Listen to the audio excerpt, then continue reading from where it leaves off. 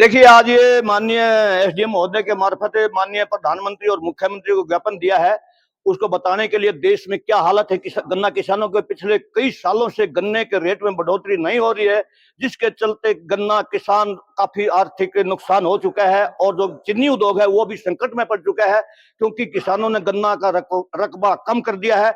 और हमने पिछले साल माननीय मुख्यमंत्री को महोदय को बताया भी था कि पिछले साल गन्ने का रेट कम से कम 500 रुपये कर दीजिए, ताकि गन्ने की बिजाई हो सके और मिल भी ठीक ठाक उनको गन्ना मिल सके। लेकिन सरकार ने हमारी बात को नहीं माना, तो आज उसका आप देख रहे हैं कि गन्ने का रकबा इतना कम हो गया कि चीनी मिलों के पास पर्याप्त गन्ना है नहीं, और जिसके चलते आज गन्ने देश में चीनी के रेट इंटरनेशनल बाजार में अच्छे हुए हैं, तो हमारे को निर्यात करने का मौका मिला।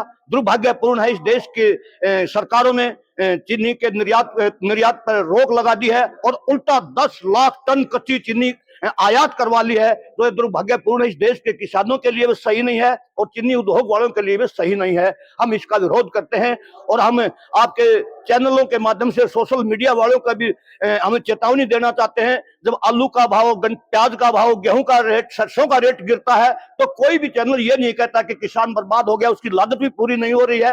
अगर चीनी का रेट थोड़ा ठीक हुआ तो हाहाकार मच गया, पता नहीं क्या हो गया। चीनी का रेट तो 100 रुपये भी किलो कम है, क्योंकि लागत इतनी हो रही है। इस महंगाई के चलते चीनी का रेट और भी महंगा बढ़ना चाहिए और चीनी ज्यादा से ज्यादा निर्यात करनी चाहिए, ताकि देश का पैसा देश में रहे।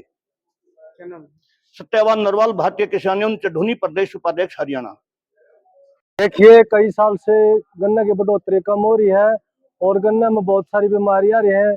और अब नया सत्र जो गन्ने का चालू होगा, उससे पहले हम सरकार से मांग करते हैं कि जल्द से जल्द 650 गन्ने का भाव किया जाए, ताकि किसान को भी जो अपना गन्ने का उचित मूल्य मिले और इससे आम आदमी को भी राहत मिलेगी, क्योंकि ज्यादा से ज्यादा संख्या में गन्ना बोया जाएगा।